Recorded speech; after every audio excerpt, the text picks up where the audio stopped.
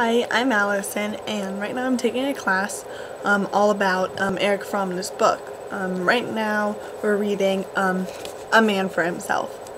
And today I'm going to read to you from this packet that we got about having and being in daily experience. Because the society we live in is devoted to acquiring property and making a profit, we rarely see any evidence of the being mode of existence, and most people see the having mode as the most natural mode of existence, even the only acceptable way of life. All of which makes it especially difficult for people to comprehend the nature of the being mode, and even understand that having is only one of the possible orientations. Nevertheless, these two concepts are rooted in human experience. Neither one should be or can be examined in an abstract, purely cerebral way. Both are reflected in our daily life and must be dealt with concretely. The following simple examples of how having and being are demonstrated in everyday life may help readers to understand these two alternative modes of existence. So, this article then goes on to compare the two different kinds of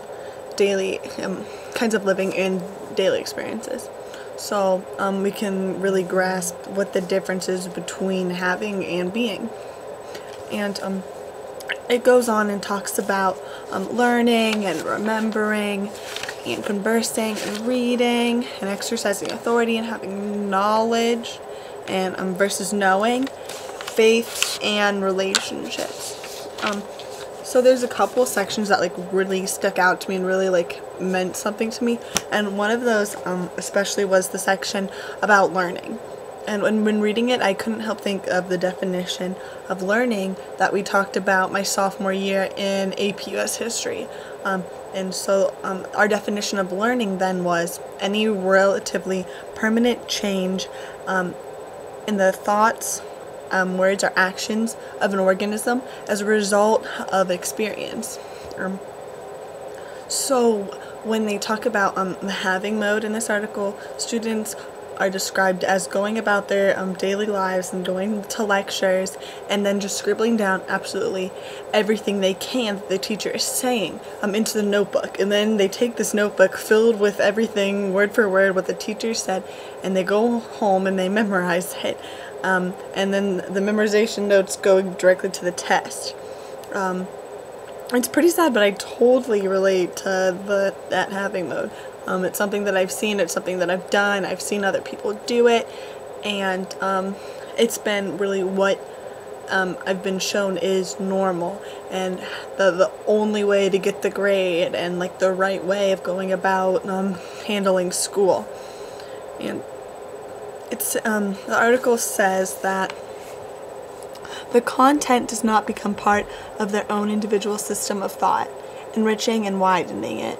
The students and the content of the lectures remain strangers to each other, except that the student has become the owner of a collection of statements made by somebody else. Students like this don't have to ever create or produce anything. Everything they know is simply memorization of someone else's knowledge.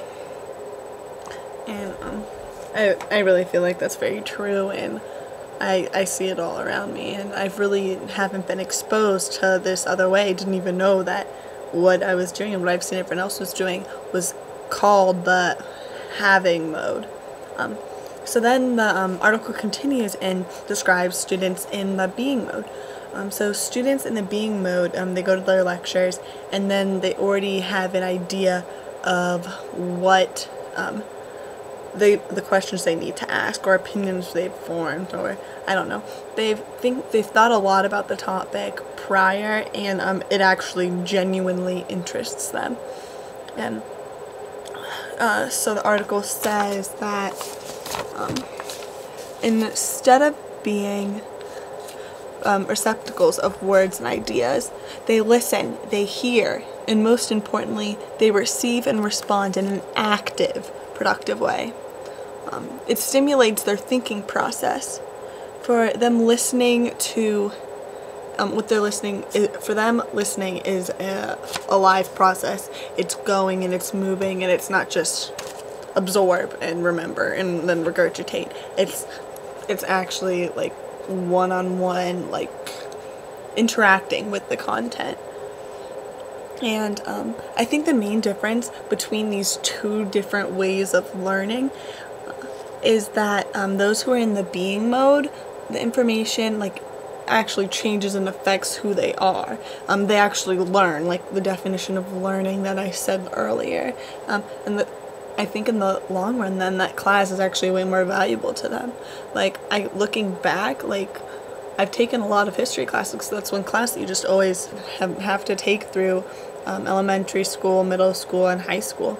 And I've always thought it was really boring and pointless because you go home, you make flashcards with the study guide that your teacher gave to you, and you just memorize that, and then usually after the test I can't even remember like things. But in APU's history we learned in that different way of learning that I said earlier, and you relate to the information in a different way, and it actually made me like history, which is like really sad because I've spent my whole life up until then hating a subject that I kind of actually really liked. So it's kind of sad that society has kind of only there's only this one way, and I think that's really like not fair at all to be exposed to that other kind.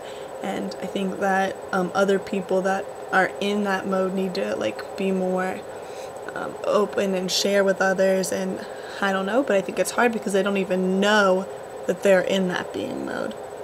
But I think that one of the problems with being in the being mode, it only works if the student is actually interested in the subject, because it's really hard to be engaged and like connect that way when you aren't even interested at all. And it's also really hard if the teacher is boring and doesn't offer anything interesting, and it's really just blech class. In the article it says, empty talk cannot be responded to in the being mode. Students in the being mode find it best not to listen at all, but to concentrate on their own thought process. So I'm just so mad that I didn't even know there's this different way of learning. I was basically taught that there was only one way that it could be done. This was the only way I could succeed, and I feel like students that perhaps learn in that way have been talked down to for their like lack of interest in the boring teacher's lessons. And now looking back at this, I feel like I've judged a lot of people for being like lazy and disconnected from the class, when in reality it's very possible that these students are learning in the being mode, and it's actually like much more valuable for them. Yeah, and it's not because these students aren't even listening to the teacher, it's that they're developing their own ideas. And I think that's really cool, and I feel like that's way more beneficial, and I really wish that I would have practice learning in this way, because it's really hard to like change habits. And I think that instead of taking ownership of information, I think the being mode seems a whole lot more valuable to me, and that's something that I kind of want to do. So that's just what I think. Thanks for listening.